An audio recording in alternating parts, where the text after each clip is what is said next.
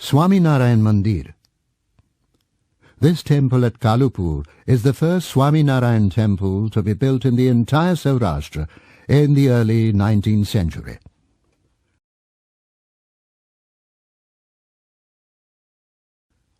It is believed to be built by Anand Swami under the supervision of Sahajanand Swami.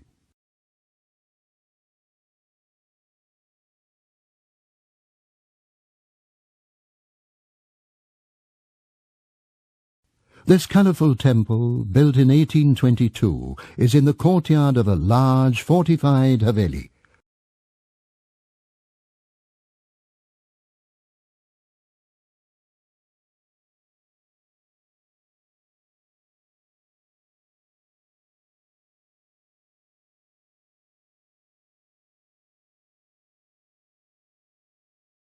The temple has 3 partitions. At the extreme left is the idol of Radha and Krishna, sculpted out of white and black marble respectively. At the centre is Nar Narayan, sculpted out of black marble. And at the right are the gold-plated idols of Swami Narayan and his parents.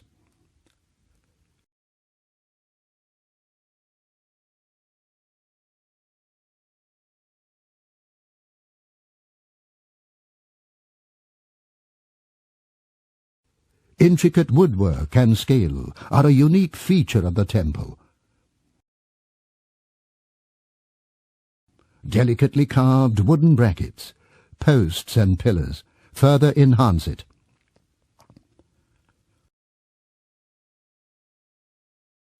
The carvings mostly include floral motifs, motifs of animals, especially elephants, and human figures of musicians and dancers. As Sahajanand Swami banned men and women from meeting and discussing in the place of worship, a separate temple and assembly hall are provided for women at the vicinity of the main temple. There is a Ghanshyam Maharaj temple that has been constructed recently. A little way off the Swaminarayan temple, one comes across a quaint and beautiful bird feeder. At present, a small marble temple has been built below the Chabutra, thus serving a dual purpose. The remnants of a well adjacent to it still remains.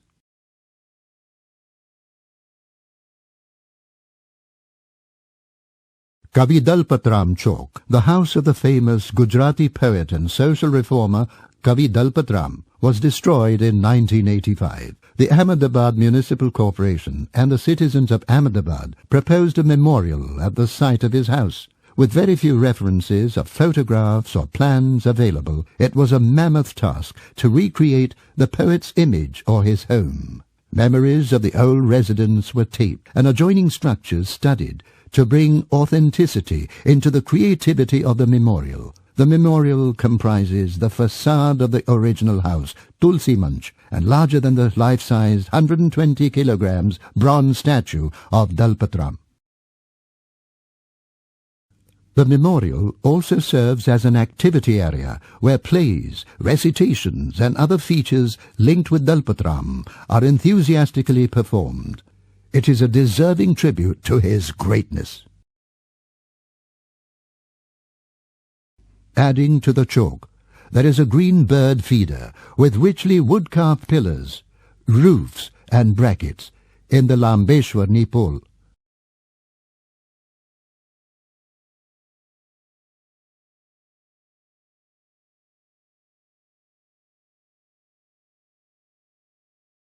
Haja Patel Pole.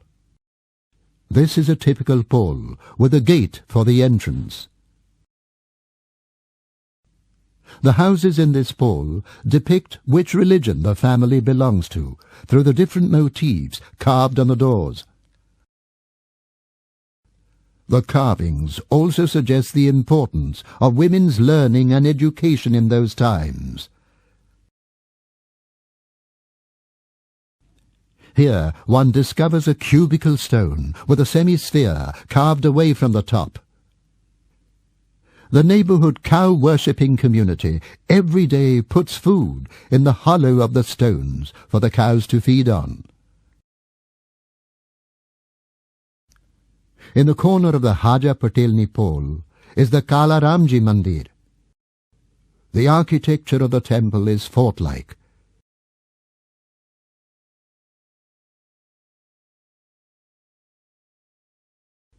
It has rich examples of intricate wood carving.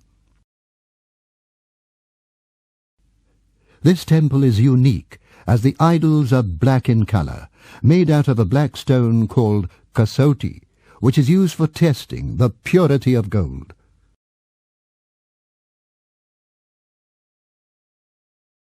The idols of Ram and Sita are in a sitting position, meditating, with Lakshman standing over to protect them. This posture was inspired from their images during their exile in the forest. Another unique feature at the end of the pole is a long, almost two-storied pole-like structure, which is the sewage pipe.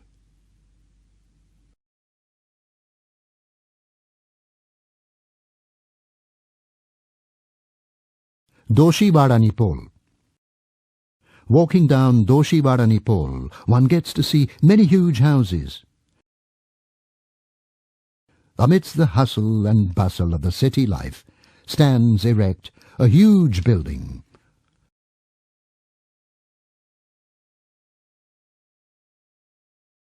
On entering the building, one is surprised to discover the splendor of rich Gothic architecture. Though the resplendence of marble has mellowed down with age, the superb stucco work, the arches, and the patterns on the flooring catches one's eye. The bridges connecting the two opposite sides, and the quaint and beautiful staircase leading to a number of rooms are truly a magnificent example of colonial influence and Gujarati architecture. In this Haveli, the family worships Muhalla Mata embedded on the wall at the entrance of the Haveli.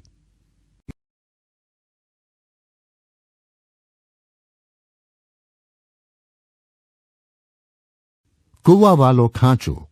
In Kuwawalo Khacho, one gets to see an amalgamation of various architectural styles, namely Maratha, Persian, colonial, and Hindu-Jain, enclosed in a small square. On the inlet over the doorway of the Maratha house, there is a carved head of the owner.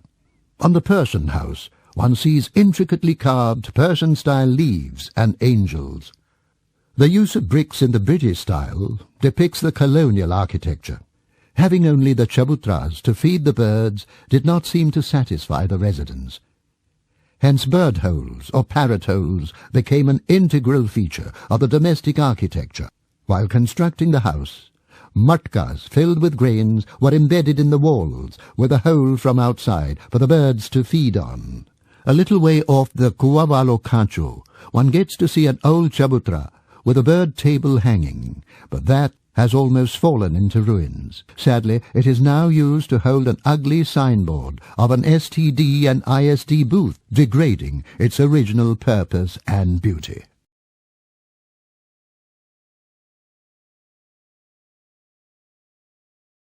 Nishapur. Another bend of a road unfolds the Jagvallabh Derasar situated in Nishapur.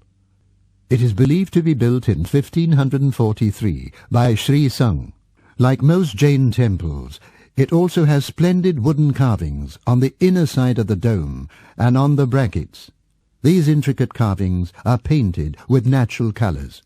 On the ground floor, there is a beautiful carved statue of Chintamani Parshwanath. A flight of marble steps leads down to the basement, where one discovers a 6-foot-high Jagvallabh Parshwanathji's idol. The entire idea of building 2 floors is to purposely make people climb up and down in order to create the experience of Samet Shikhar, a holy place.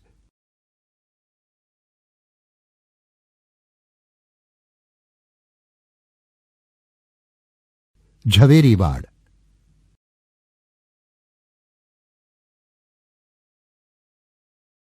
Jhaveri means a jeweler, so as the name suggests, it's a residential place of the Jhaveri community.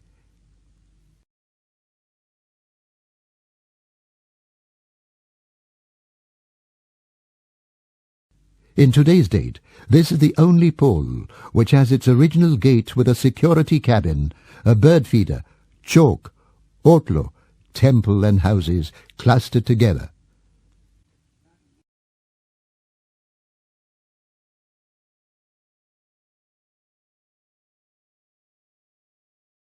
Sambhavnathni Khadki. Sambhavnathji Derasar is believed to be more than 400 years old. Temples were always threatened by invasions from the Muslim rulers, and so this temple had to be camouflaged. The open courtyard is dominated by domes, and on taking a peek inside the cavernous hollow, one can stare at the deity's face.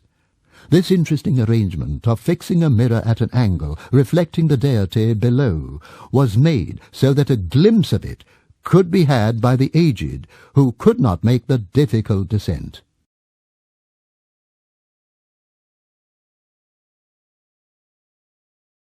Chaumukjini Khadki. Originally called Sutarni Khadki, Chaumukjini Khadki had many sandstone derasars, which are now reconstructed out of marble.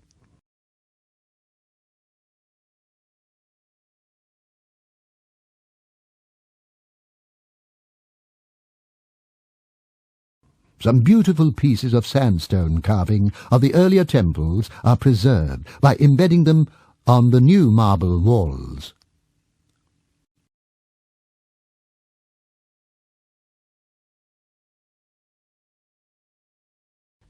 Ashtapadji mandir. At the end of the Doshiwadani pole, beside the Jain library, is situated the sandstone derasar of Ashtapadji. Sheth Maganbhai Karamchand built it in 1855. It has intricate carvings of the typical Hindu-Jain style. The motifs include human figures, animals, and various floral designs.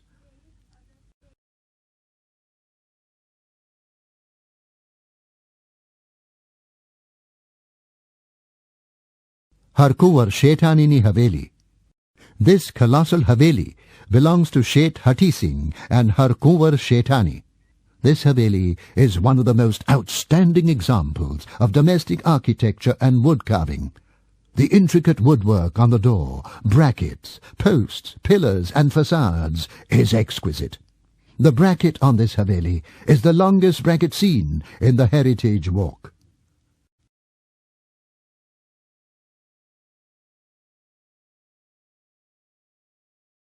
Shantinath pole. The panorama of this pole reveals an idyllic picture.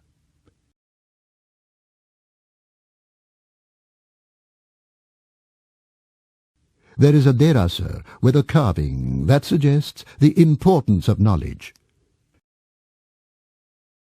A beautifully wood-carved chabutra stands amidst life, which has the provision of storing grains in the bottom part. A bend in the narrow alley reveals the magnificent Shantinathji derasar. However, the awesome splendor of the derasar is only visible when one enters the temple. The enchantment and unpredictability is one of the most fascinating features of the poles. Shah Vakatchand Malichan built the derasar in 1922. Initially, the entire temple was built out of wood, which has been reconstructed using marble and some of the original wooden structures.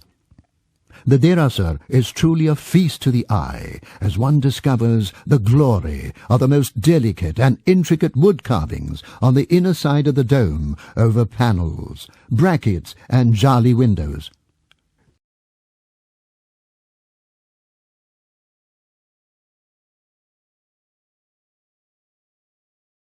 In the walk, one passes through a secret passage, which is an extremely narrow alley between the two poles. This passage was used to save oneself from the enemy's attack and calamities.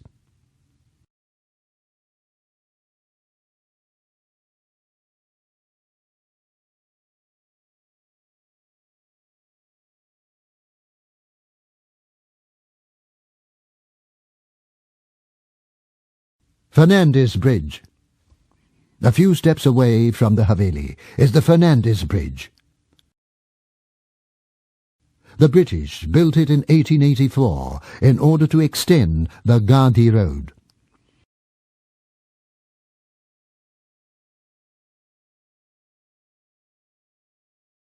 Below the bridge is Ahmedabad's biggest depot of bookstalls.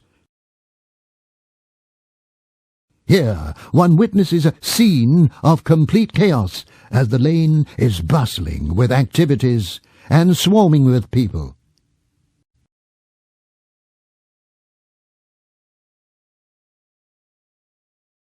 Chandler All. This is a narrow lane, flanked on either side by a whole array of shops selling a variety of items. The most noticeable among them are the bright and glittering marriage paraphernalia. The amazing thing about this lane is that most of the crafts made and sold here are traditional. The intrinsic professions of Chandler All, like the making of angi, an auspicious decorative paper with a picture of goddess Bahucha, various accessories for idols of gods and goddesses, are still thriving. This all is also known for its traditional gold and silver jewellery.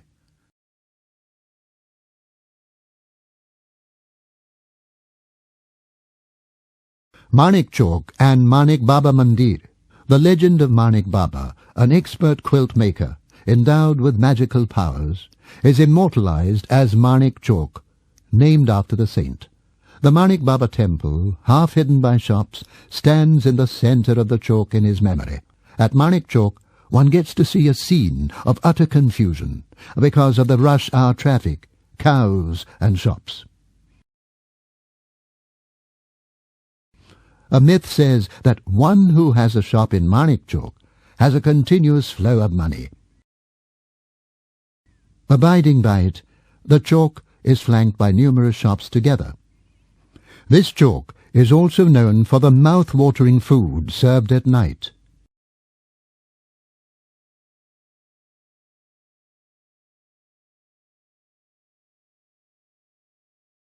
Rani no Hajiro. This mausoleum has tombs of several queens of the independent Sultanate period. It is an enclosed square courtyard, open to the sky, where all the marble tombs stand on a platform within the arcade.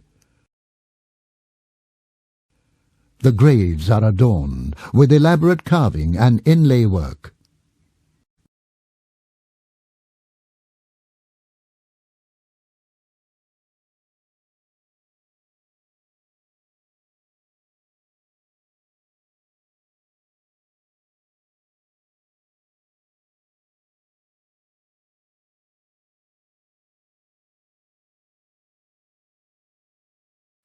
Badshah no Hajiro. It is an elegant mausoleum of Sultan Ahmad Shah, first of its kind in Ahmedabad, on a raised platform.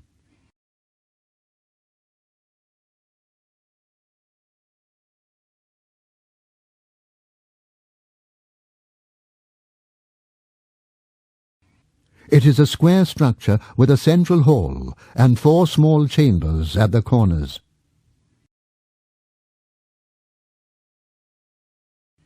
Apart from this, there is a pillared portico on each side.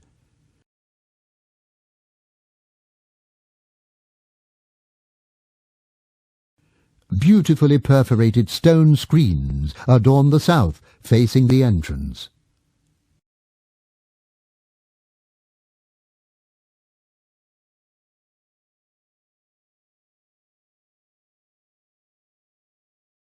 Jama Masjid.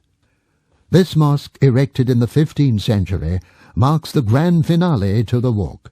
It is situated on the axis of the Bhadra citadel, along which the city was found. The mosque is an excellent example of the Indo-Saracenic style that bears undertones of Islamic architectural principles and Hindu motifs.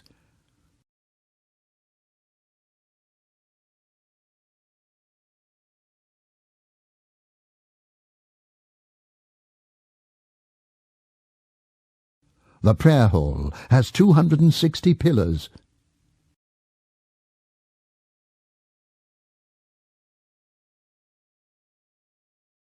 The huge open square, with names of Paigambars scribbled on the walls, with a limitless sky above, gives an empowering feeling.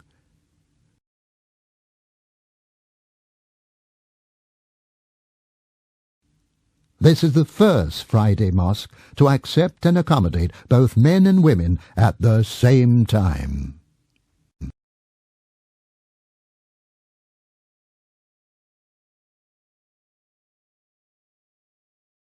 Old Stock Exchange.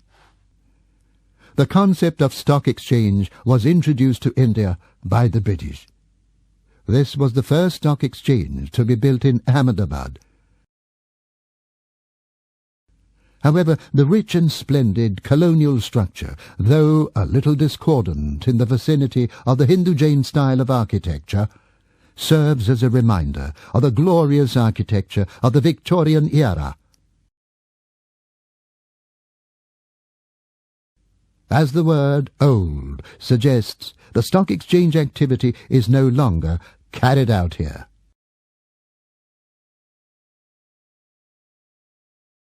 Muhurat Pol.